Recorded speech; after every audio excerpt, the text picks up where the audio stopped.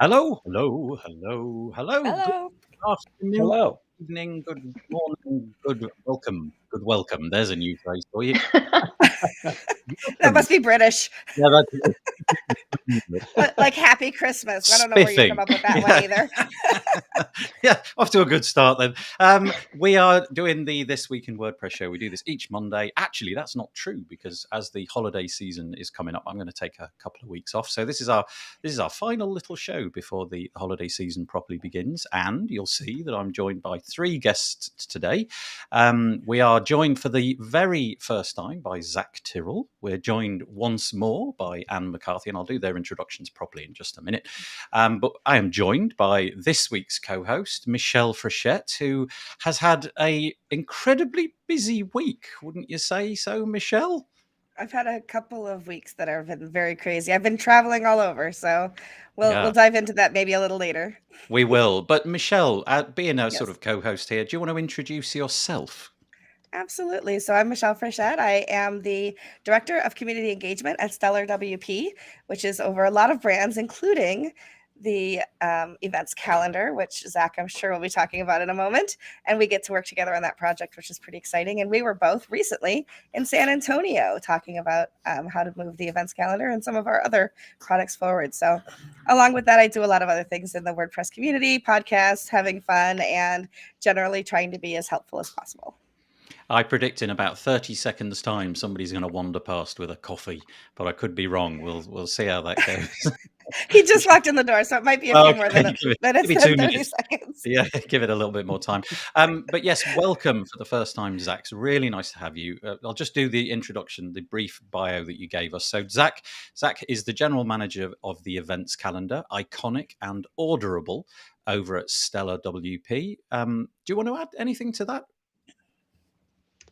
Sure. I've been in the WordPress ecosystem for a super long time as well, having, I think, attended the second WordCamp way back in the day. So I've been quietly in WordPress for a long time, been managing the events calendar for 6 years before recently being acquired. Well, recently, it's a whole year now, being acquired by Liquid Web and being part of this whole formation of Stellar WP, which obviously Michelle is a big part of as well.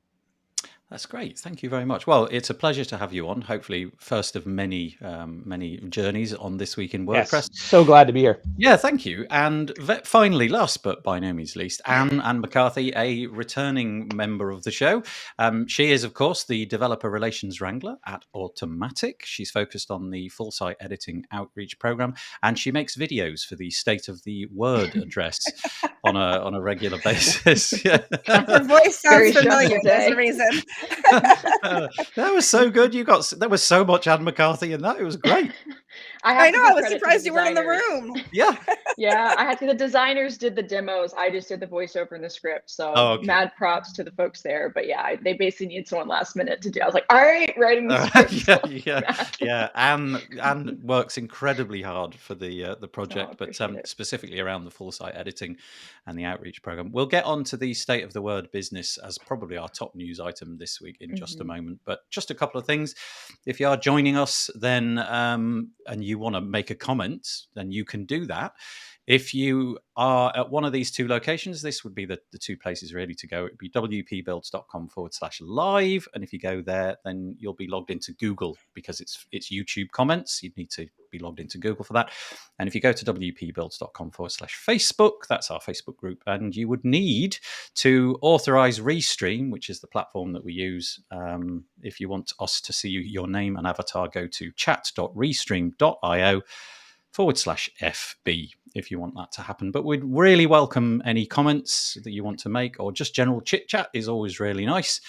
Let's see if anybody has done so far. Oh, Rob Cairns. Rob, check it out, Rob. Look at this, right? Honestly, this arrived. Hang on, make sure this is Rob sent me a Christmas card. So nice. Rob, thank you. I've got it here because I literally opened it just a minute ago. Look at that. There's Rob. Rob's Christmas. I was going to say thank you in email or something, which is highly impersonal compared to what you did. But thank you so much, Rob. I really appreciate that. So, like I said, put your comments in. We'll try to put as many on as we can. Now, dare I do it? This is the thing. Dare I? Shall I? I'm going to go for it. It's our pre-Christmas episode. Love this. Is that too much for those of you that are listening? Yeah, I know. Sorry, he didn't put us in a snow globe with the snow falling over our faces, so we have that to be thankful for. Myself and Zach are now surrounded by blue. What are those things even called? Snowflakes. And Holly and Anne and Michelle are. Their names are both covered up, and they've got little snow bluffs and some Christmas trees. I'll see how long I can cope with that, but I thought that'd be quite fun. Okay, that's probably long enough. Yes, let's take it off. There we go. There's one for the end, but there we go. Just a bit of Christmas flavour. I was going to wear a hat and then forgot. Never mind. Right, let's get on with the sort of WordPressy stuff for this week. Where am I going? That's the WP Builds website. We don't want to see that. Let's get to this one. There is an awful lot this week, which is coming straight out of the WP Tavern. Sarah and Justin, I hope that's all right with you. But the first piece that I want to mention today is, of course, the State of the Word address, which took place last week. I've actually forgotten what day it was on, Michelle. What day was it? Tuesday. It was last Tuesday. Okay, so it was last Tuesday. I watched it. I was only available to watch the actual bit where Matt spoke, and as soon as that bit had finished and the Q&A portion began, I had to step away. So if there was any juicy nuggets that came up in the Q&A, we should mention those. But really, this is just to introduce the fact that the State of the Word passed this week. Matt Mullenweg stood on stage in New York. I believe it was the old Tumblr building or something along those lines, and gave a sort of summation of what's happened during the last year. I don't really want to paraphrase it because there's probably too much in there. What I really want to do is go round and ask you individually, one at a time, what your takeaways were. I do want to point this piece out, though, on post status. That's a lovely picture, really great angle, fabulous photography there. And I think you took it, didn't you, Michelle, that picture? I did. You were there. I was there in the front row. If you scroll down a tiny bit, I think mine is the first take of the. Yep, there I am. Yeah. So Michelle, would you mind kicking us off? What was your experience like? I mean, you can talk about the actual words that Matt spoke, but if you want to tell us about what the experience was like as well, that could be fun for a minute or two. The experience was amazing. So I received an email inviting me to the State of the Word. And at that point, just assumed that everybody in WordPress got an invitation and we would kind of go into a lottery. And then I discovered very quickly that I didn't know anybody else that had been invited. And everybody else had an opportunity to apply. And I was just dumbfounded as to why I had been invited. But I was so grateful to not only have the opportunity to go, but then for Stellar WP to say, yes, we want you to be there. And to to sponsor my trip out to New York to do that. And it was, I think at the bottom of that, I say I was a little bit like Cinderella, that my lift was my pumpkin, and all of my friends that were there were my footmen, cool. Because I do travel with a scooter. I am mobility impaired, and so I had all of these people who truly were wonderful in helping me navigate getting around New York and being able to plug in my scooter wherever I could, because it has a short, which I discovered 3 blocks away from the hotel. Oh. I couldn't get back. But they have these wonderful lifts where you actually get pulled right back into the back of these vans in your scooter. And so you don't have to take it apart and all of that. Yeah. It was great until the trip to the airport, where I was in the back for an hour jostling back and forth in this terrible van. But that's another story. But the State of the Word was truly phenomenal. I arrived, we showed our vaccination cards, and because we were all vaccinated, you could choose to mask or not, which was nice because, you could actually see people's faces and have conversation. Literally 2 seconds in, I was handed a sparkling water with a lime slice in it. Matt walked over and said hello. It was nice to see me. Josepha said, "Oh, I've got a space for you in the front row." I literally felt like the belle of the ball, and it was just an amazing, amazing experience. Yeah, I could confess, there was no jealousy at all from my part. Not a slightly, even small, tiny bit of jealousy. None whatsoever at all. None. I 100% acknowledge that I was absolutely experiencing something that other people would have liked. And had I not been there, Yeah. I would have been experiencing the jealousy and the fear of missing out that everybody else had. And I do hope that I was able to bring as much of that experience to everybody else and my excitement. And I would never in a million years take an experience like that for granted, because it really was one of those one-of-a-kind experiences. The highlight for me, though, is that I did say to Matt at the end, I would love to get an interview with you for Post Status, and I'd like to talk about the acquisitions this year. And so he said, I'll give you 3 or 4 minutes, which turned into about 7.5 minutes that I was able to audio record. And we did put that up on Post Status this past week. And he was just truly gracious, as he always is. And I had a lovely conversation with him. That's so nice. No, I was clearly trying to be a bit ridiculous. I mean, I probably would have shown up if I'd been invited, but I'm so pleased that you went and that you enjoyed it so much. In terms of the talk, Michelle, as you were sort of sitting there trying to sort of take it all in, and obviously on camera, you've got to be alert and awake at all times. You can't sort of do what I did, go and grab a coffee halfway through and things like that. What did you take out of it? What were the most important points that you recall? I think one of the things that really, there's 2 things that struck me. One was the future of Gutenberg is bigger than just WordPress, right? So I hadn't thought about Gutenberg being a project that could be outside of the WordPress ecosystem. And so that for me was something that was really eye-opening. And then the other was, questions that I asked and that Ali Nimmons asked about the future of WordPress. I've noticed, and Anne's nodding, so I think maybe she's seen it too, but I've noticed that I'm not seeing a lot of younger people come into being users and being contributors to WordPress. Yes, there are some, absolutely, but not in the amounts of people that I see that are my age and 30s and 40s. And so I wanted to make sure that the future of WordPress also takes into account the fact that we need to shepherd in the next generation if we're going to remain who we are and a part of the ecosystem, the internet that we are as well.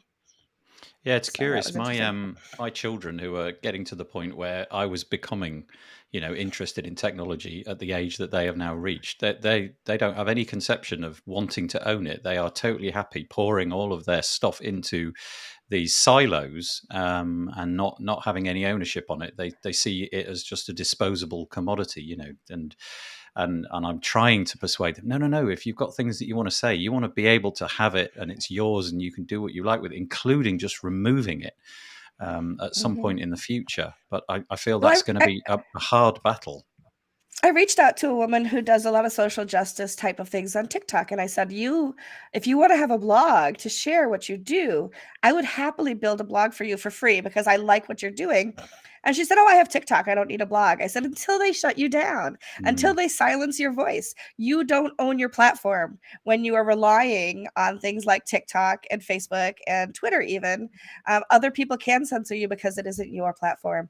And so one of the things that I think is super important to remember is that with WordPress, especially .org, with self-hosted, you own your platform and nobody else can silence your voice. Yeah. And you see those TikToks all the time, right? You see those people who are doing those follow-ups after a video has been pulled or taken down. And every time that happens, I'm like, well, can't you just also own your platform? Like, can't you take that extra step and create a website where you could be like, well, if you want to see this video, go over here because I have it. I don't know. It just always surprises me that there's that gap. One of my TikToks had the audio removed. So there I am talking and there's nothing there. And it was a stitch with a man who said, if you woke up tomorrow in the opposite gendered body, what's the first thing you do? And of course, people were making rude and crude remarks. And mine got shut down. All I said is, I'd make 27 cents less an hour. And some man got so triggered by that, he reported my audio and it got taken down after it had hundreds of views, of course, right? So I'm like, oh my gosh, like I didn't swear. I didn't say anything terrible. There was no trademarked music going. So yeah, so you don't own your platform unless you are somewhere like WordPress. I think sorry, please, Anne. Sorry. Oh, I was going to say, like, one of the things I've been studying some Gen Z research. So I'm 28 for context. I don't like sharing my age very often, but I am 28. So I got involved with WordPress when I was 18. So it's something I think about a lot and have a lot of friends who are younger. And one of the things that's very interesting about Gen Z and about friends of mine in that age range is that owning a platform isn't appealing, but what is appealing is until, of course, something happens to them, then, of course, they care about owning the platform. But what is appealing is this idea of open source. So like there's a lot of creep factor on Facebook, on Twitter, on Instagram, like all these platforms that increasingly there's this sense of like TikTok feed knows me better than I know myself. Like I don't want to give them my information. There's a lot of movement actually around privacy and around does this platform align with my values? And so I actually think one of the ways that I would love to see WordPress spend more time investing in getting the next generation involved on WordPress is saying like, look, we literally can't track your data, like explaining the concept of open source, less from the ownership side, but from the value side, because that actually really resonates with Gen Z, where there's studies that have shown they will spend more money on products if that product is in line with their values and it's made in a way that is like ethical and transparent and open. I'm like, hello, WordPress. Like, so every time I talk to friends who are younger and explain that to them, it really resonates. And they're like, wait, what? Like, how do I get started? Like, there is very much something that clicks whenever you explain the concept of open source. But the problem is I can't spend 10 minutes talking to every single Gen Zer. You know, there's a certain element of like, how do you scale that concept? But I do think once that concept resonates, there's a huge opening for folks to actually invest in these platforms, because I think they will actually, in the same way they'll spend more money on a product, I think they will tolerate more fluctuations in the UX or a worse experience, or not as streamlined where it's telling you leave your house in 10 minutes, you want to get to the airport on time, because there will not be that creep factor. And I think that will actually be welcomed. So that's my hope. I've shared this with a bunch of folks who do marketing. I'm like, please do something about this. But I've seen that really, really resonates. Makes sense. Yeah, for sure. Thank you.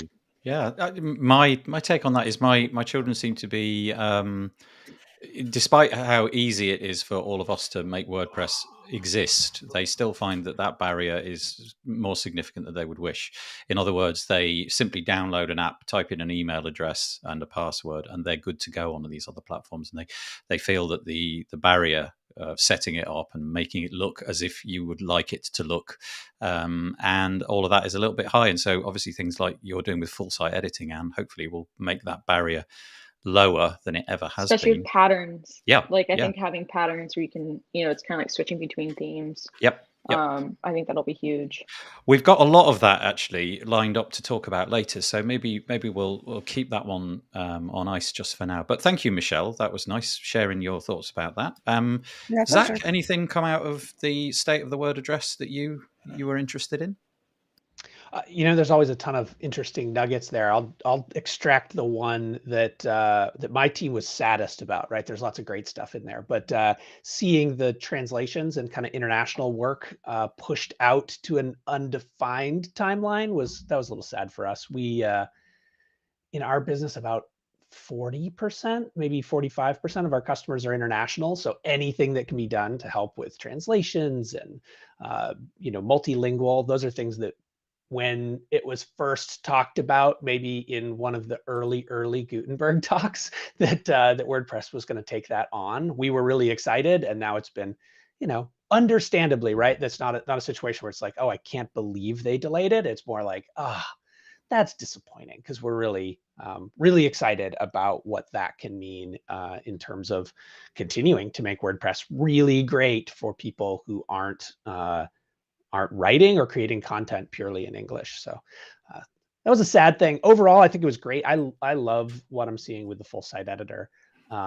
That's all super exciting and interesting, and we're tracking that really closely, especially with Cadence, which is the theme that we work with very closely in terms of block editor support. So lots of great stuff in there, I thought. Okay, thank you, Zach. And Anne, what was the Anne? I would imagine I know what's going to come, but go for it anyway. Well, I'll try to avoid the obvious stuff, because okay. I'm so knee deep in that to me it's like not surprising. I'm like, yeah. But of those things, I will say I love that he called out wanting like thousands and thousands of block themes. I thought that was really cool. And it's really neat to see a call to that, because I agree. I think, he said something like 25,000 or 50,000 or something, didn't he? This big number, yeah. It was really cool. And I think style variations, if you can have like different style packs in the block theme, which is not currently possible. There's an open issue with some cool designs and some developers working on it. That I think that will open up the door to make it really easy to bust out a lot of these themes, and the more tools that come up for extenders, I think will also help. But to me, the big call out, and I think this was recapped in the WP Tavern article, was his call to stay humble and stay close to users. I really appreciate that from someone in tech. And I do listen to a lot of other tech leaders who are not so humble. And that's something I've always appreciated about Matt and about WordPress, is that like we're all in it together, we're all figuring it out together. And that there is such an emphasis on those things, and like not turning into, let's go visit the WordPress museum, like there's a certain, I loved that tagline. And then the Web3 discussion, I thought he handled that really well. And actually, I've been, madly trying to read up on like Web3 and like, does it make sense? And how do I feel about it? And friends are asking me, and the way he talked about how like WordPress is already living through a lot of the Web3 principles, I thought was really cool. Yeah. And I think it's a good reframe. And yeah, just generally speaking, I think it was great that was brought up and addressed. Yeah. Does anybody want to follow on from what Anne said? Yeah, I also like that they're bringing in, and I know it's us, right? But I'm just saying they like the code part of things and the higher up, whatever, but the opportunity for more people to be involved in different ways. So like one of the things he talked about was, the Openverse part of things. And I just shared a link, Nathan, that like you can contribute photos now, right? So you can contribute photos that you agree to them to be open source. The photos that you contribute, anybody can use for whatever they want. And Angela Jin likes my photography, so she reached out to me in advance. She's like, can you help us seed this? And so I contributed like 200 photos, and they picked whatever they wanted to include there, so that when Matt talked about it, it wasn't like, well, there's no photos yet kind of thing. But hundreds of people have started putting photos into this directory, because that's a way to contribute that you don't have to know code. You don't have to be a polyglot. You don't have to be a marketing genius. And you can still feel like I've given back and there's something that I can do there. Yeah, for my part, thank you for mentioning that. For my part, the Openverse bit was actually really interesting. I really quite excited about the whole Openverse thing, to be honest. I did a podcast episode with a handful of automaticians. So there was myself, Zach, Birgit, and Marcus. And we spent about half of the podcast talking about 5.9, and then the other half we spoke about Openverse. And I'm really curious as to some of the sort of blue sky thinking coming out of that. And the thing that I'm really excited about with Openverse is, imagine that there's a toggle switch in there where you just, anything that you upload, you toggle the button on and it becomes part of the Openverse. So just by having things in your media library, I mean, maybe you could do it on a site-wide basis so that everything that you upload, unless otherwise specified, will become available under CC0, and therefore everybody's able to use it. But also the idea that it could become a repository for all sorts of things like block patterns and like theme.json files and all sorts of interesting things. And you could just go and get all of these things for free. I don't know quite how that would all bolt into your WordPress install, but I just think it's a really remarkable project. So Openverse was the bit that stood out for me.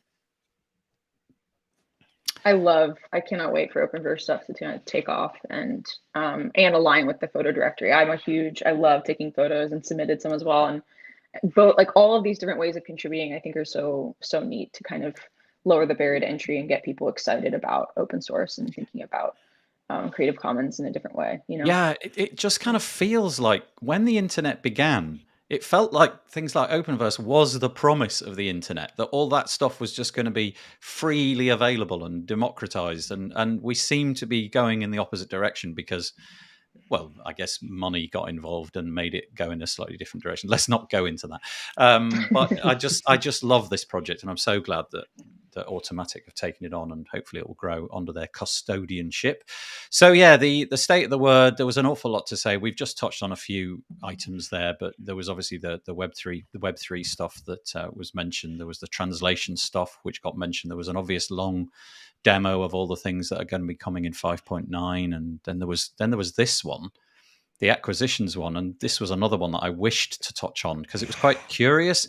I've been covering the acquisitions because they happen, well, I mean, it's nearly 2:30 now, and we haven't had one since about 1:30 this afternoon, so we're expecting another one on the hour every hour. That's what it feels like, and I genuinely don't no announcements from us today. Yeah, not today. What are you waiting for tomorrow? I genuinely don't follow the bigger picture. I don't really look at much in terms of tech and who's acquiring what. And Matt painted a picture where it felt like actually this is quite normal if you look in at the bigger tech landscape where there were trillions and I think trillions was the right word, trillions of dollars used this last year to acquire various things, and it's just shot up. The graph of things acquired last year is much bigger than the previous year, but this year it went absolutely bananas.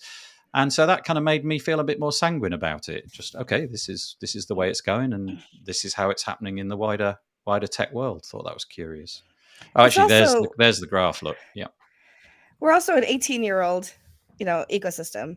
And if you look at any ecosystem, there is a cycle that happens, right? So the first few years into maybe even up to 10 years, there really wasn't much money being changed within our ecosystem. People weren't selling products yet. It was building the repo and things like that.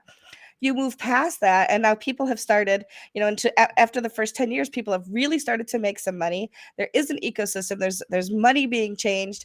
You can buy plugins, you can buy themes, you can do all of these things. And then beyond that, people have grown it to where they're ready to either go on and do something else, or it's so big now they want some help in managing their business. And so I think it's just a natural part of the growth of what's happening in WordPress. yeah, Yeah, I can say for certain, like the Iconic acquisition that we did, James has been doing it for 10 years. He's been running Iconic and selling WordPress plugins and building all these things.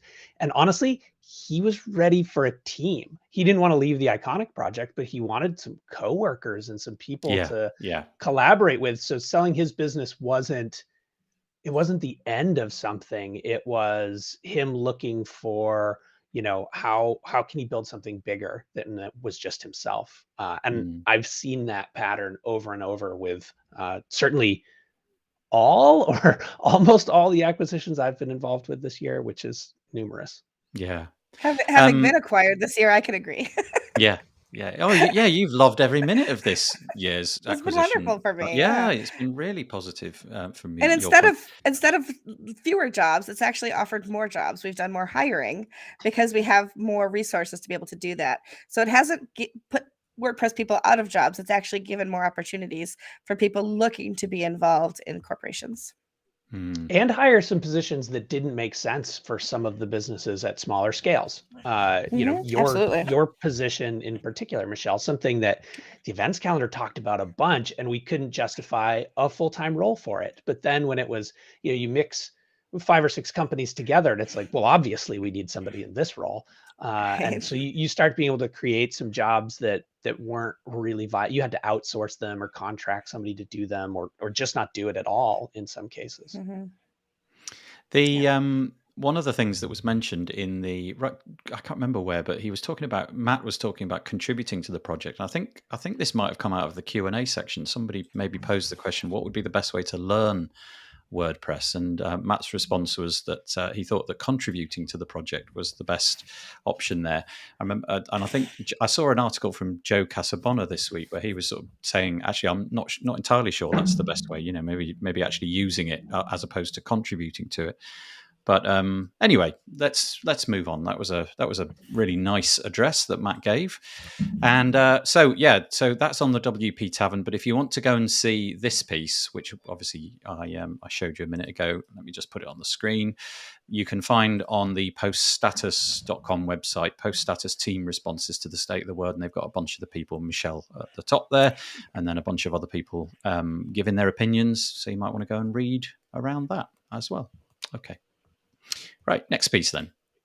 This is again on WP Tavern. Apologies, it really is a WP Tavern festival this week, but no apologies really. This is Justin Tadlock. He's written a piece which I think is just really interesting because it kind of makes a shift. The article is called "The Next Generation of WordPress Theme Authors Will Design from the Site Editor." And to cut a long story short, he's basically saying that he believes that if you're new to WordPress, it might be that you don't go and download some sort of IDE and work with piece of software on your computer and then upload files and have those files in sync. It may be that in the future, what with all of the things that are going on with full site editing and what have you, that you're going to be doing everything inside of the WordPress admin area. And I just thought that was a really curious shift. Obviously, you're going to be able to, if you're looking at the screen, there's options to create headers and footers and so on and so forth. And all of the different things will be available inside of WordPress. And if we are trying to get that new audience, that younger generation to be involved, maybe this is a positive benefit. I'm going to go to Anne first on this one. I don't know if you had a chance to read this particular article. Oh, hang on a minute. Yes, you did, because look, there you are, right at the top of the comments. I've forgotten about that. I have obnoxiously commented very quickly. Yeah. So what were your thoughts on this? Do you see this as a goal? Is this an ideal? If you've got like a Chromebook or something, you could be operating on your website no matter where you are in the world without any additional software, just the browser. Yeah, no, I think like pie in the sky, or like a big picture thinking, to not use a term like that. I think there is very much, this is very much the future where things are headed. I think the key is going to be, my brain immediately goes to like the technical steps that we need. That's fine. So like exporting theme JSON is still like a work in progress, and not only just exporting theme JSON, but how do we make sure, if you make changes to the templates, how do you keep custom templates? How could you convert custom templates to like a template for your theme? Like there's all sorts of things to figure out, as well as, if you want to have multiple style variations, can you build all of those within the site editor? And what is the experience like when you link all of them together? Like there's a lot of interesting challenges there. But I do think this is very much going to be the future. And I think the one big question mark in my mind is actually going to be the experience of you open the site editor and you're trying to build a block theme versus you open the site editor and you're building your site. And how do you make a distinction between the two? So there is like another, I didn't link to this in the comments, but there is an interesting proposal that's been there for a bit about having a dedicated styles interface. So kind of like having a style guide where you can go in and edit like H1, H2, like it shows all these different blocks. You can go through and while using the styles interface to actually build out what you want your site to look like in that sense. But I'm personally very keen on this. And like, while there are a lot of these tools to actually bridge the gap while we get there. So I think like in a bit, we'll probably talk about theme JSON generator. Like there are some neat things that are probably going to come up for extenders. In the long run, I definitely see this as the future. And I think that that's the hope. There's also a lot to be figured out around how do you actually add in theme supports. So there's various things like, for example, in the site editor, you can't toggle on and off if you want template editing mode. Like there's not a way to necessarily like add or remove support from the interface itself currently. And I don't quite know how we'll expose that when creating a block theme, but I'm terribly excited by all of this. Yeah. I mean, there is a whole mess of tools that you've got to, there's a cat just flew by. That was quite exciting. There's a whole ton of tools that you need, and really, it feels like a laudable goal to have everything in one place, doesn't it? And if that can be achieved, that would be brilliant. But it was a nice piece. I'll open it up to Zach and Michelle if they have anything to add on that. No, I feel like Anne really said everything. Yeah. Sorry, I know too much about this. No, it's great. I love it. Absolutely. Okay, in which case we'll move to the next one. I'm going to change the order a little bit because of what Anne was just saying. I'm going to go to this one first.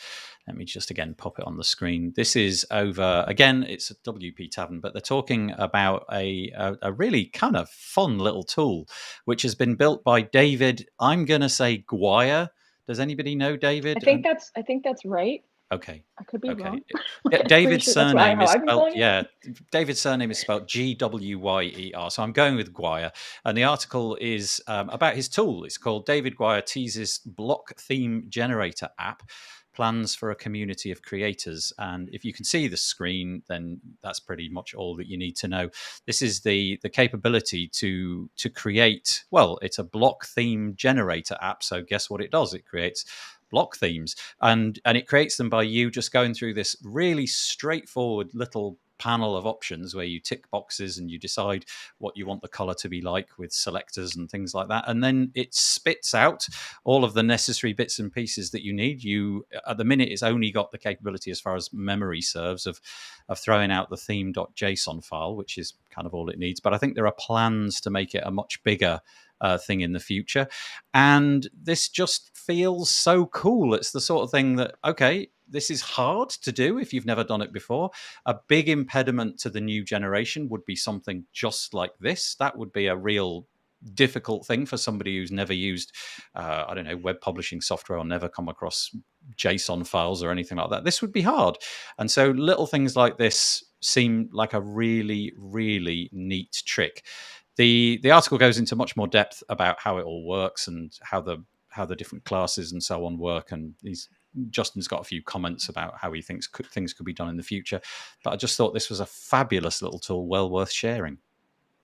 Yeah, no, it's so neat to see people doing work like this. And I think, especially, it talks about this in the article, but the idea that you could like import in 2022's theme JSON and then from there tweak it as you want and then download it and then use it on your site. Like, I think there's a lot of neat possibilities, including like creating style variations. So if you're a theme author and you want to create 6 different style variation files, like to have people be able to switch through them when they install your theme in the future, this is a great way to do that with ease.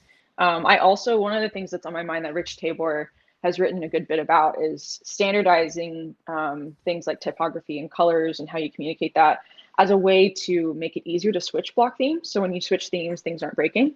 And Justin Tadlock has written about this on the Tavern as well. And having tools like this that actually could help with standardization is a neat side benefit.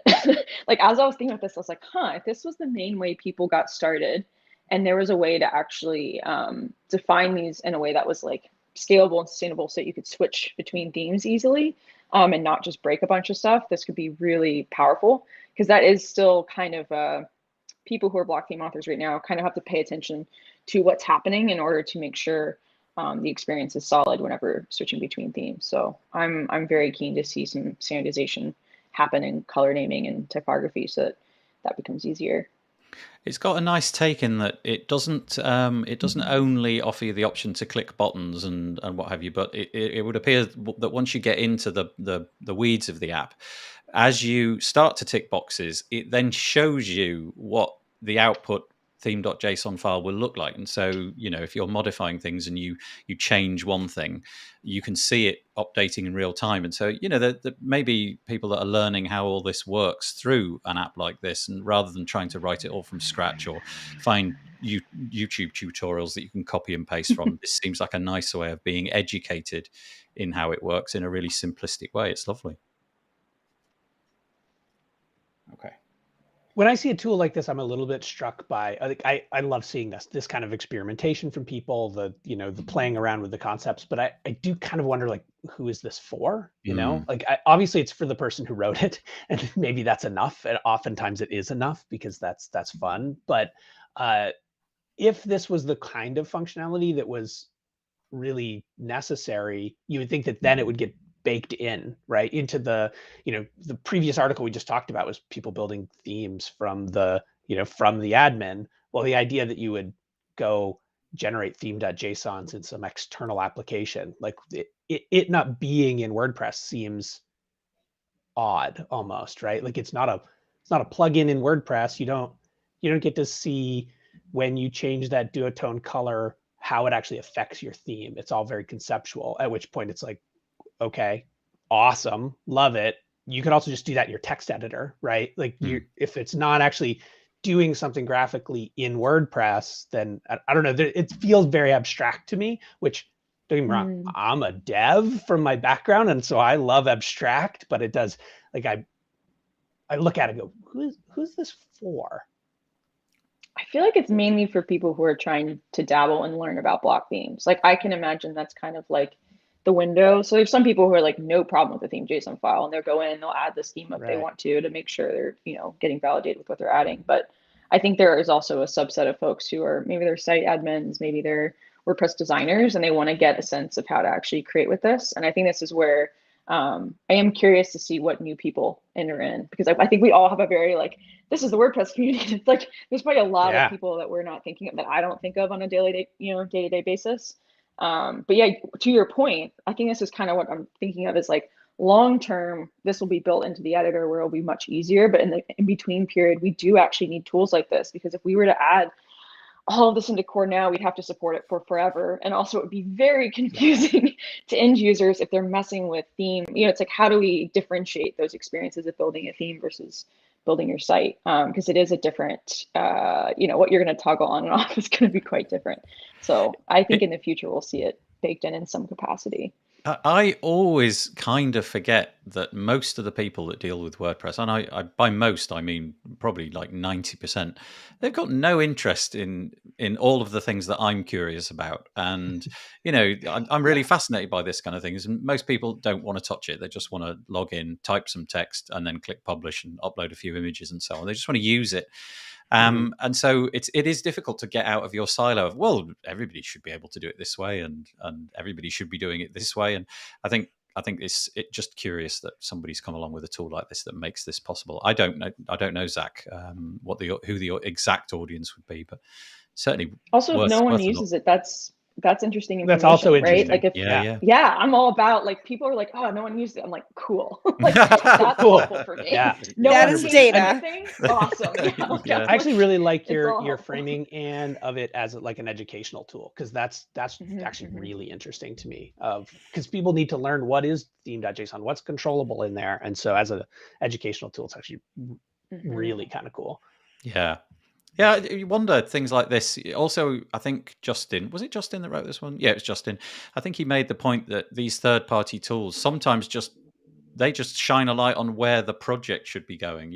If nobody uses it, well, then we know that this is not what anybody needs. But if everybody starts to use it and there's lots of chatter about it, then it's kind of, okay, this has got legs. Maybe we should start to think about putting something very much like this into core. We'll see. Anyway, I thought it was a nice thing. Anything with that, Michelle? I was just thinking, it's got me thinking, I'm not a dev, right? So I have a plugin in the repository because I wanted to learn, and I used Hello Dolly, which is exactly what Matt wrote it for, so that people like me could be like, can I dabble? Is this something that I have an interest in? And I think that this is something that somebody like me who has started to think about what that might look like could start to use to see, what does it mean? And can I bridge that gap from being somebody who's a consumer and a designer into understanding a little bit more about the background and what goes into it, to see if it's something I'm more interested in learning how to do. You can access this if you go to the website. It is ThemeGen, so ThemeGen.app. At the moment, you've got to enter an email link. I guess it's a work in progress, and presumably Justin got his hands on a sort of pre-release version of the things. But if you're curious about this and you want to start dabbling and see what it can bring to you, ThemeGen.app, and put your email address in there, and hopefully you'll get some sort of communication around that. Right, this is very much staying on the topic of 5.9 and patterns and blocks and all of that. There's another piece on the Tavern. Good grief. Just thought this was worth mentioning just because of the commitment that I'm seeing in this. This is the Alara block theme. I confess I had not heard of it until this came along. This is just in Tadlock's piece. It says, Alara block theme promises a new pattern or design variation every week for the next year. And I bet when Anne saw that, she was like, yes, get in. I know. I was like, so cool. Yeah. So this is, now let me get this right. So the theme is called Alara, and it's by the developer who's called Andrew Starr. I hope I'm getting all this right. Most of this is from memory. See it on the screen. And their developer company is called UXL Themes, and they've promised that literally every single week, I don't know if that means on a Sunday, every Sunday, or it means, aggregated, there'll be 52 over the year. They're going to release something new into the community. Now, we could stare at what he's already done. He's got some novel ways of showing how things are new just by sort of amending the markup in the text so that there's some sort of little star next to the new bits, because apparently there's no way of surfacing those at the moment. But it's just the idea that somebody has put a flag in the sand saying, okay, I believe in this. For the next year, we're going to put out 52 new concepts based around this one theme so that you guys can share it. And I just thought this was totally, I'm applauding them, basically. I just think this is fabulous. And I didn't know if anybody else wanted to get in, but I suspect Anne does. I'll just say I think it's a great way to kind of lead by example and give inspiration. Tammy Lister is a designer in the community, and she was releasing a pattern every day for a month on like patternspiration.com or something like that. So just seeing what people are doing, I think will really help the blank page effect where you're like, wait, what can I do right now? And I think people like this who really lead the way and are challenging themselves to be truly creative and use the tools at hand really help others join in on the fun. Like I often have this where with photography where I see someone take a photo in a new way and I'm like, that's really cool. Like I got really into taking a photo in my side view mirror of my car for a bit because it would have this weird effect and things like that where I would never think to do that if I hadn't seen other photographers do that. And I think we'll see the same with theme authors when they see experiments like this and dedication like this. It's going to be quite interesting because at the moment we're at that point where there isn't too much of this happening, but you kind of feel like the seesaw is about to tip. And at some point in the near future, we won't be able to keep up with all that's happening, and that'll be a lovely place to be in. But at the moment, this sort of stuff is making news because it's so different. In a future where there are 10 gazillion patterns in the pattern directory, we might be no, it's too confusing, we need a better way to search and filter it, but for now we're any already news running like into this that a little bit. yeah we are getting there. But I would agree with you, and it's just nice to be shown what different people are doing. If I can, I'd love to call out something that this theme does that I think is really cool is they have some full page patterns. So I think they have 2 of them, if I'm not mistaken, from the article. And one of the things that I think it's linked to in this article is that eventually having starter page templates or starter page patterns, like whatever that might look like. If you look at the starter page template system, there's like still like WordPress to officially adopt the starter page template system. It's like, yes, I can imagine that in the future with patterns in order to have easier content creation and helped, back to our original conversation about new folks coming in, kind of like Instagram has different filters. Like if you can swap through different types of content when you're starting your site without having to install a plugin or whatever, I think it'll go a really long way. And I'm glad to see a theme providing that functionality already. Yeah. I also share your like of the fact that when somebody puts it all together and makes a page out of it, it does it's like you're hanging your coat on the coat hanger. You can see what its purpose was, whereas all of the little rows and the little patterns, which are, for a one particular purpose, it might be for reviews or a hero or whatever it might be, it's hard to see and feel what they would look like, and this does that really well. Yeah, it's nice. Zach, Michelle, anything, or shall we move on? I don't have anything more. Okay. No, same. All right. Let's move on then. I didn't know if I wanted to mention this one, but I can't remember who it was just a moment ago mentioned Rich Tabor. Who was it? Was it you, Anne? That was me. Was it you? Yeah. Did you see this piece? He put a piece together called Building WordPress Block Themes with the New Gutenberg Pattern Block. I didn't really have anything to add, but I just thought I'd raise it and put it in the show notes. If I recommend looking at it if you have some experience with block themes. Otherwise, it's going to sound like gibberish. Like it's extremely meta. Like I think he owns. Yeah, he makes the point that it's he does actually make that point, doesn't he? A thing within a thing within a thing within a thing that references itself. Yeah, something. I had to read it twice to like really like wrap my head around. I was like, okay, yes, I understand now what he's saying. I read it twice and still didn't understand it. It just shows. Okay, I'll put that one in the show notes, but I don't suppose we're going to dwell on it. But next one is More Tavern. This time it's Justin again. This is 10 Up. I really like this, actually. Maybe it isn't as newsworthy as I thought it was, but I don't really have a media kit as such. I mean, I tell people what colors I'd prefer them to use, and we use the Montserrat font and things like that. That's about all that we do. But I just thought this was a really curious little plugin which has been released by the company 10 Up. I'm sure we've all heard of them. They've got this media kit plugin which you can download. It's on version 1.0, and essentially it just allows you to create a dead simple media kit page. And there you go. If you're looking at it on the screen, I just thought it's just quite a nice option. And as we are going to be saying forever, it comes along with patterns. So you've got a whole bunch of patterns which fit this motif perfectly.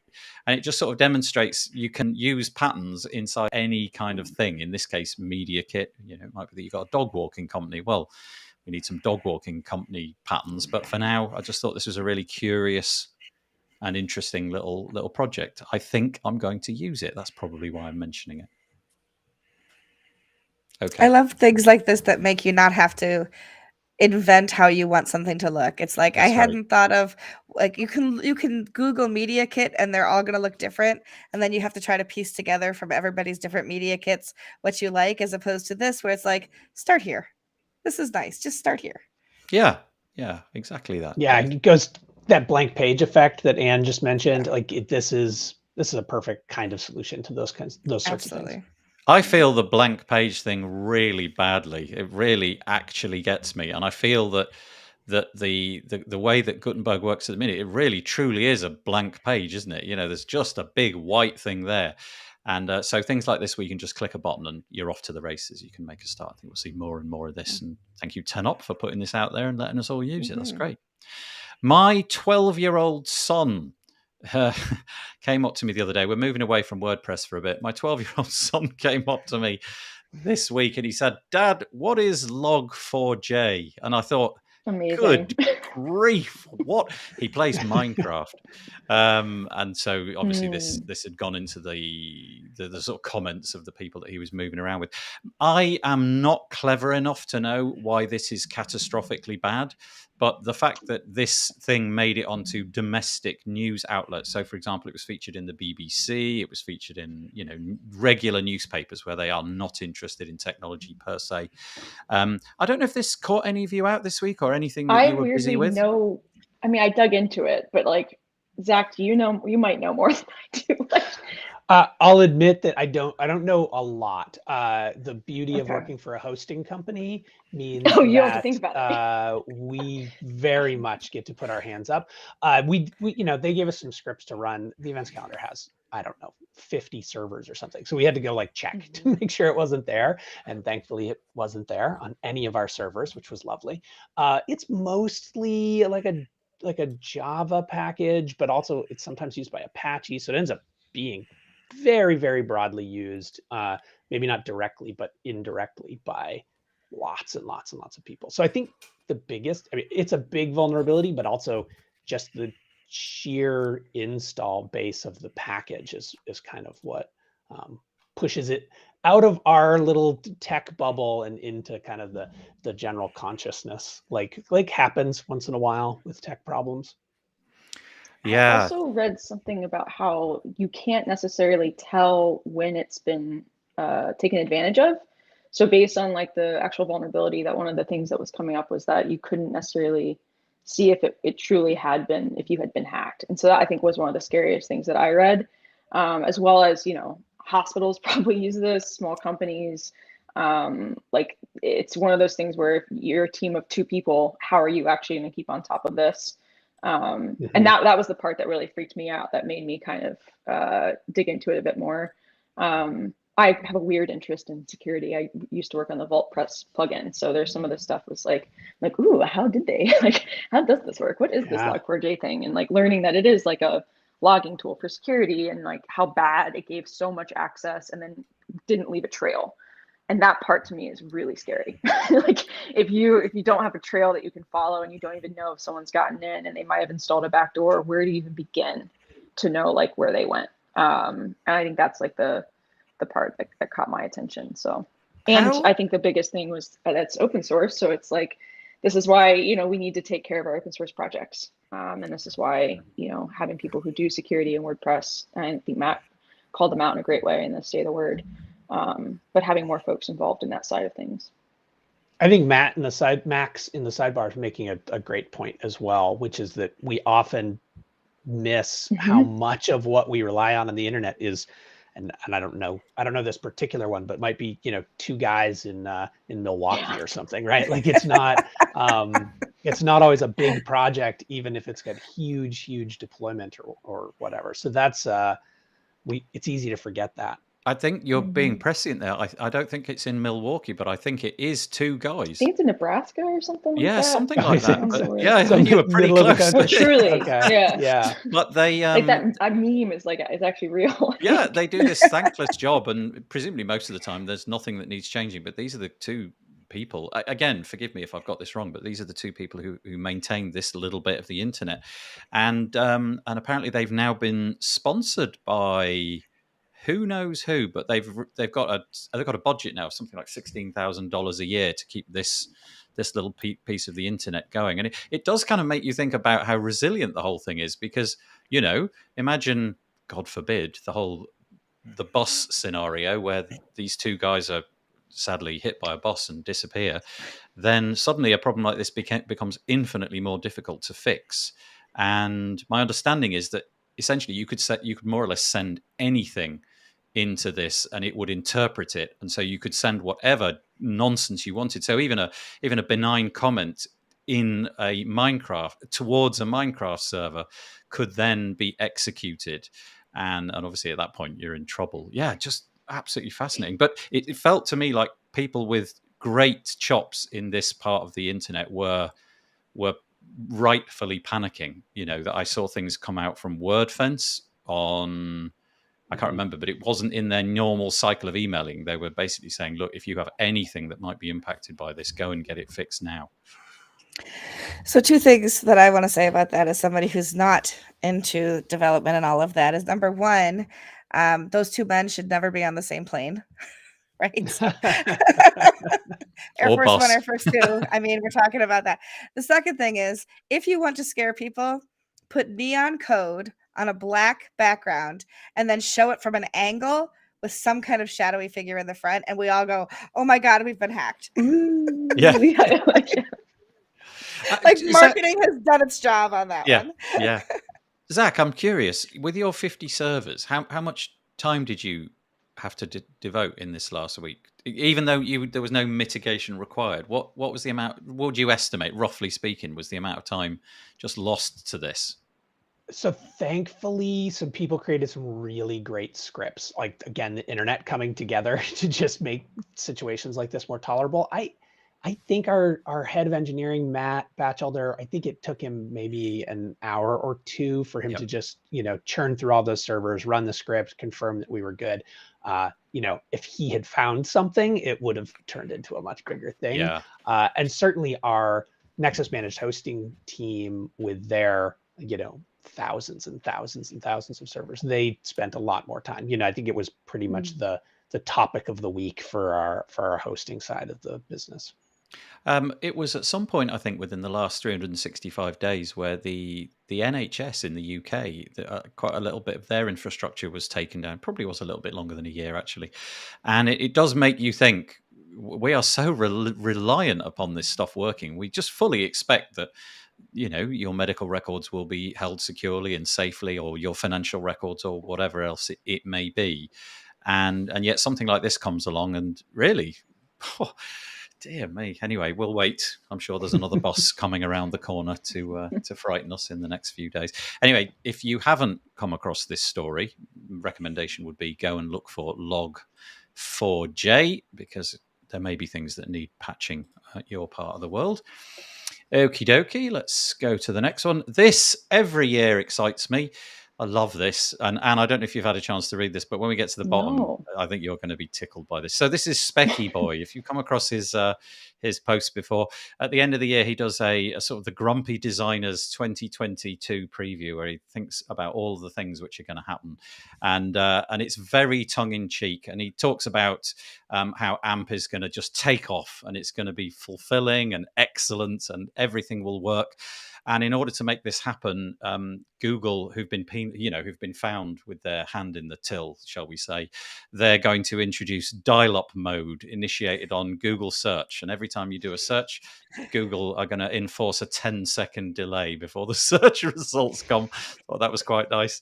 And the nice bit all to do with WordPress at the bottom. I just think this is brilliant. Inspired writing.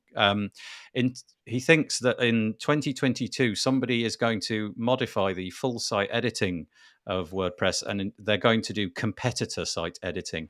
And this plugin will allow you access on an administrator level to some random other website. You won't get to choose. You'll just be able to go in and deface a competitor's website. Just thought that was lovely. Competitor site. That's so funny. That's great. And the plugin acquisition plugin, which allows you to which allows you to, once installed, you put in your credit card details, and then it randomly assigns you another plugin, and from that moment on, you own it. Yeah. This is so good. It's so good. Yeah, it's well worth Eric is sharing. hysterical. He's brilliant. Do you know who this is? It's at the top. It said Eric Karkovac. Yeah. Do you know him like on a personal level? I haven't met him face to face, but I have been following him, and he's contributed to the Big Orange Heart coloring book as well. Yeah. And yeah. so I was speaking with him a little bit in DMs. He just seems he's a stand-up fellow, that's for sure. I just think stuff like this makes my day. I just thought that was absolutely priceless. You gotta have fun with this kind of stuff. One time for April Fool's, WordPress did a restore via mail carrier pigeon, like as a joke. So it was like, we'll restore your site in 300 days. Like, I'll see if I can find the post. It was really funny. Pigeons? This was like 7 years ago also. Like, we would never do that now. Like, automatic, I don't think that would fly. But we thought it was funny. And it was back when, like, anyone could write on the WordPress blog. So I was, like, writing random stuff. And, I love it. Yeah, restore so from 3.5-inch floppy. Nice. Every year Taylor Walden suggests that for April Fool's Day pretends that we have a new plugin for donate by fax, and every year Matt Cromwell says no, because there will be people who will think we're serious. Yes, 100%. Yeah, it was. We were going back and forth about what to do, and I was like, "What? We have to pick something unrealistic, or else we're literally gonna get requests. If we don't, like, send us your CDs, it's not gonna fly, because I've literally had people send me CDs of changes they want." Yes, exactly. Many years ago, me and a coworker, when we were working for a university, decided to put, because we ran the student portal, and we decided to put on the student portal on April Fool's that the university had decided to change the mascot from the panther to a platypus, and we he was a fairly skilled designer, and so he did up a whole like mascot sort of thing and put it on the site, and it was probably, I don't know, 20 minutes into the day, we got a call from the president of the university because the alumni office was being overwhelmed with phone calls, which we were pretty happy about it, but she asked us to make her a t-shirt, so we felt pretty good about the results. There was this lovely non-tech story. The BBC have this program called Panorama. I don't know if it's still on, but it's a very, very highbrow look at politics and the state of the country. It's properly in depth.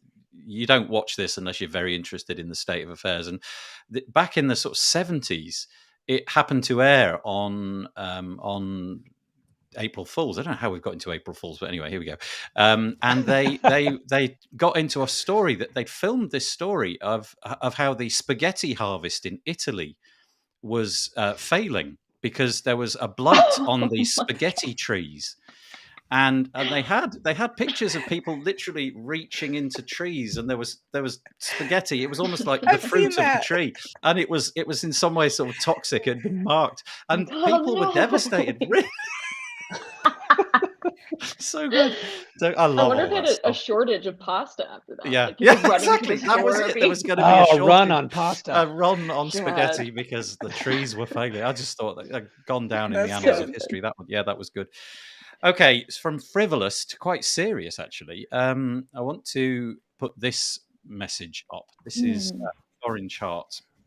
If what we're about to say in any way touches you and you feel that you can make a difference here, bigorangeheart.org/sponsor. Michelle, is it all right if I hand this one to you to talk about? Because I know that you're much closer to it than I am, probably. We are in a very, if you don't know, I am the board president for Big Orange Heart and have been volunteering there for a few years now. And we are at a very difficult point in our history right now in that we do not have enough sponsorship to carry us into 2022. And so I have a hard stop at the next half hour because I have a board meeting where we need to make some difficult decisions as to whether or not we can continue into 2022, and if we can, how far we can actually go, because we have only one sponsor confirmed for 2022 at this point. And sponsorship, we've we try to raise around $200,000 every year to keep everything going the way that we need to. And without that, we cannot afford to continue to run. And we have, like I said, one sponsor. We're looking for 8 corporate sponsors at $25,000 a year. 5,000 of that is technically sponsorship. Because we are a U.S. charity now, 20,000 of it is considered a donation. But without that, we won't be able to continue to move forward. We do amazing things. We raised over $5,000 just on Giving Tuesday this year. But unfortunately, we can't do that every day. We can't ask people to give to that level every day. We don't have the people power to do that. We also can't rely on everybody just opening up their own wallets to do it. But if every single person who is impacted by it could give $5 or $10 even in one fell swoop, we could raise that kind of money. But without the corporate sponsorship, it really makes it difficult to know that we can go forward. It's dire, and I'm not given to hyperbole. So this is dire. This is a resource that has literally saved lives. I cannot tell you who, because it's not announced to me, but people who have reached out, who have been at the level of suicidal in the remote community, in the WordPress community, have turned around that decision and chosen life and chosen to move forward because Big Orange Heart was there at those crisis points to help somebody find the resources that they need to move forward in a positive way. We have lost people. Last year, right before, this year, right before the first WordFest this year, we lost somebody in the community to suicide. And it was somebody that I had one-on-one conversations with. It was devastating. And to think that can happen in spite of having an organization like this, but knowing how many other lives have been saved because Big Orange Heart exists, and not even at the level of suicide, let's say, but at the level of we can impact each other positively. We can help each other have, flourishing careers and get through difficult times, even if it isn't as dire as looking at ending people's lives, at their own lives. But I don't know how to say it any more succinctly. I don't know how to say it. I don't know why my video just went out, but I also I don't know how to make it better. I don't know how we can improve things like that. Without, I don't know what else to say. It is dire, and we really do need the assistance. Just so that you know, Michelle, we can still hear every word that you said, but your video has gone. If you feel that you want to just refresh, that's fine. Although, we seem to have a different angle. That's good. One of the curious things about Big Orange Heart is that the very people that they have done great work with, often they simply can't be. It's not like you can put a testimonial out there, because this is not the kind of thing that you can celebrate out loud. But just be reassured. I mean, I know Dan maybe really, really well. This genuinely makes a difference to people. And I feel it would be a great shame if by this time next year something like this simply didn't exist. And it does appear at this point that they really need the sponsorship coming from organizations that have got the deeper pockets, shall we say, the ones that are able to sponsor with the big packages. Michelle just mentioned $25,000 is kind of what they're looking for, but that covers a gigantic amount of content. Don't take my word for it. Go to the website. It's bigorangeheart.org/sponsor. It's a lot more than just the community. There's lots of events going on during the year, both in person and the online WordFests, which have grown in popularity since they started. They're now giant events. A couple of those each year, and loads and loads of things going on in the background, lots of work being done. And whilst they may not be blowing their own trumpet all the time, it's incredibly helpful to those of us who needed it. Can I add something real quick, just related to this? Because as we're talking about this, it reminds me a lot of kind of when we talk about things like Log4j, where it's a super serious security vulnerability. Like, mental health is really serious. This is kind of the way we can take care of the folks who are taking care of the internet. So maybe it's not always hit by a bus, but the mental health is a real thing. I struggle with my own stuff, both with depression, anxiety, suicidal ideation. Like, there's a lot of things that I write about personally and share about personally in organizations like this. It's really critical when we think about sustainability of the internet and building an open future. So don't forget to think about the brains behind the operation, because how it feels to be on the internet, especially during a pandemic, is very tough. And having community from afar, you never know what small action might be able to help someone, and to have such a big collective, it's a lot of small actions that add up. So thank you for the work you're doing there, and I'll do everything I can on my end to advocate. And I appreciate y'all bringing this up, because this is very near and dear to me, and something that needs to not be in such a dire state, in my opinion. Thank you, Ed. Yeah. Anything to add there, Zach, or should we move on? No, just it's super important. I hope that Big Orange Heart's able to find the sponsorships they need. Yeah, that would be nice, wouldn't it? So don't take the message from this, though, that it's only the corporate stuff. If you want to go and donate your smaller donation, you can go to /donate. So Big Orange Heart /donate and make your contribution. And let's see. And on the fun side of that, there's their coloring book. I just got a copy of that last week. Great. It's very cool. That's a way to give back. That was a project that I suggested, that I throw crazy ideas at Dan Mavey, and that one stuck. And I was like, oh, okay, great. So that was a lot of fun to put together. We WP Builds, a stupid endeavor, but it was a bit of fun. We raised a little bit of money for them this year. The WP Builds WordPress Awards for 2021 are now officially over. You could literally buy your way into winning an award. If you donated $10 to Big Orange Heart, you could nominate yourself to win whatever category you wanted. And so here we go. I'll just run through some of these. Michelle won one right there out of the gate. That's right. It was me. The best podcast called WP Builds was won by WP Builds. The most unique display advertising this year was won by Jeff Chandler. Well done. The best WordPress tennis player was Jamie Marsland. He really kicked this whole thing off. Michelle Frechette wins for being actually triplets masquerading as one person.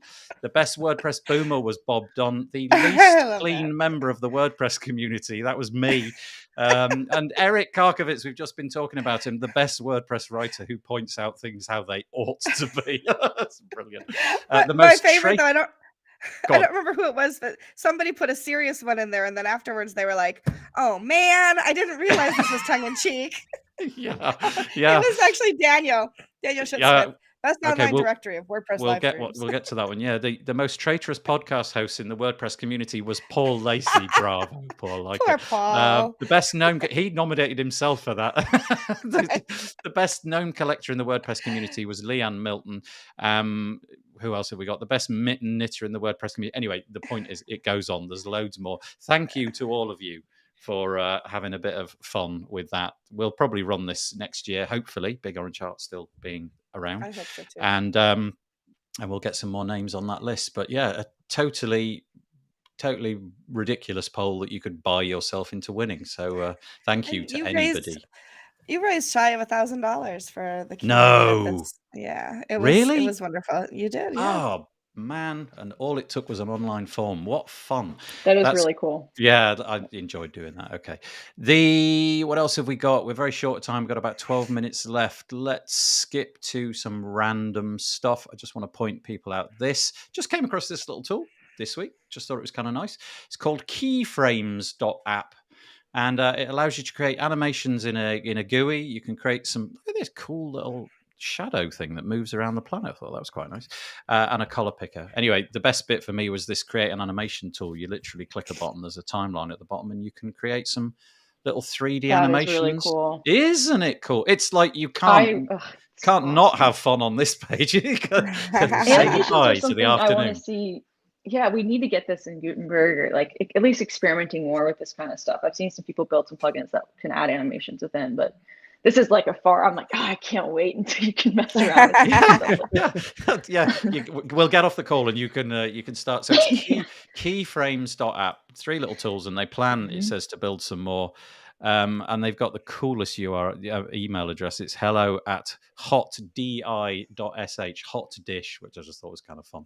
But you can go and check that out. The other one I want to mention is that if you are a WooCommerce user, but you're looking for an alternative, you want to find something different, we had these guys on the podcast the other day, actually. A guy called Kelly Muro is creating this thing called North Commerce, and he is about to launch it in beta.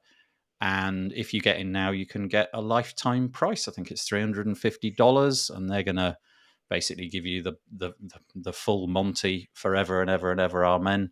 Go to north-commerce.com/north-commerce-beta if you want to find out about that. It looks pretty good, I have to say. I'm quite beguiled by it. And Anne wanted me to mention this. Was it you, Anne? You threw this at us? Yeah, I just thought this was fun. Like That's Riyadh, good. I'm pretty sure it was Riyadh, just was like, let's see how long. I think he spent an hour and a half just rebuilding the Kubrick. And this is a good example of what we were talking about earlier with building a theme in the site editor. So it has a cool screenshot, and I just thought it was kind of like a cool, weird throwback with new tools. I don't know. It just seemed like a fun thing for some deep WordPress nerdery, you know? I've got to ask, which of us was using this? I vaguely remember using it very briefly before finding a much better alternative. Yeah. I definitely had Kubrick live on my website for like a week. Yeah. I remember seeing this all over the internet. And at that point, I didn't know about CMSs really at all. And I was just like, why the hell does everybody want to use this exact same design? You know, I mean, come on, do something a bit original. Then, of course, it's like when you see blogger blogs now, you're like, oh dear. Like, And I also remember seeing the little Joomla fav icon everywhere and thinking, what does that mean? Why are all these sites? Why have they all got the same little fav icon? Anyway, that is kind of cool. Who put this together? Riyadh, I'm pretty sure. Yeah, Yeah. Matthias, I think, tweeted it out and he tagged Riyadh. Yeah. Okay, there we go. Right, I think that's all that we've got time for this week, to be honest. Well, I wanted to give a shout out too, though, that as a result of the things that I learned at State of the Word about duotones and things that I hadn't played with yet, I actually wanted to launch Community is Poetry, because I've been doing some poetry nights where I just tweet out if anybody wants like a limerick or a haiku or a roast about them or a compliment, that they can just, line up. And I spent 2 hours one night giggling hysterically as I was writing these things about people. And somebody said, you should make a book. And I'm like, I don't want to publish a book, but I'll put together a website. So I didn't want to have to like get hosting and do all of those crazy things. So I just built a WordPress.com site, communityispodetry.wordpress.com. And I was like, oh my gosh, there's duotone. And so I didn't do it very well. I just went to the black and white basically, but I took my color photo and it turned into black and white. And I just linked up all of the different silliness that I created that evening, so that I can do it again and continue to tag people, about, so, I mean, you can see what it looks like there. If you click any one of those, you can see what I wrote about people.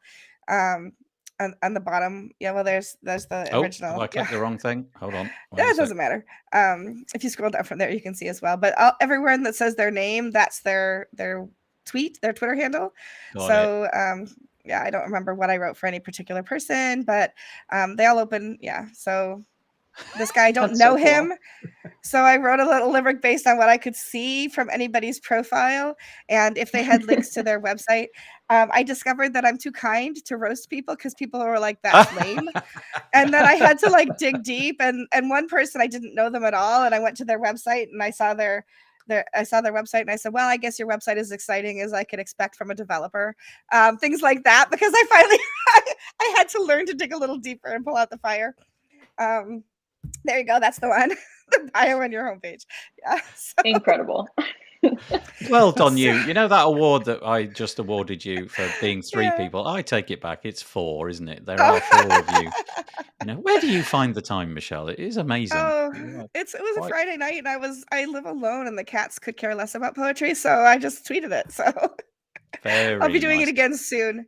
But this was fun, and using WordPress.com, having a WordPress.com site allows you to go in and play with some of the things without having to have spin up a test site, all of those things, because they tend to be there. You can use them there. And so it's really, even if you are a .org person and you're a self-hosted person, spin up a WordPress.com site and play with some of the things that are there, because there's some pretty exciting stuff happening. Let me get you the URL one more time. It's communityispoetry.wordpress.com, and you can go and see what Michelle's doing over there. What fun, honestly. It's a lot of fun. I'm most impressed. Right. Okay. Now, we often plumb, but I think we are about to plumb this is just off the scale naff, but I'm going to do it anyway. At the end of the show, we always wave. We always do a bit of this so that everybody can download the album art can be seen with us all waving. But this year in Christmas, we've all got to try and line our faces. Hang on a minute. Right, wait a sec. Left a bit, right a bit. Are you all in? Are you all in? Now wave. Give it a wave. Give it a wave. That is so cheesy. That's the best thing I've ever seen. Thank you so much. Let me take that off. Oh, man. I got to stay. Oh, that was so bad. Right. I stood for that. I'm standing at this point because I was like, I gotta. 2021 for This Week in WordPress on, scraping the barrel there. But thank you so much, Zach. I hope that you enjoyed it, and I hope that you'll feel that you want to come on another time. I really appreciate your time. Yeah, thank you so much. Thanks for having me. You're very welcome. Michelle, obviously, we'll definitely be seeing you next year. And Anne, I hope that we'll be seeing you next year as well. Yeah, thank you so much. It was great to meet you, Anne. Gonna say goodbye. Thanks for joining us. If you are watching this or listening to this, really appreciate it. And hopefully you'll have a nice holiday period, and see you in the new year. Take it easy. Bye.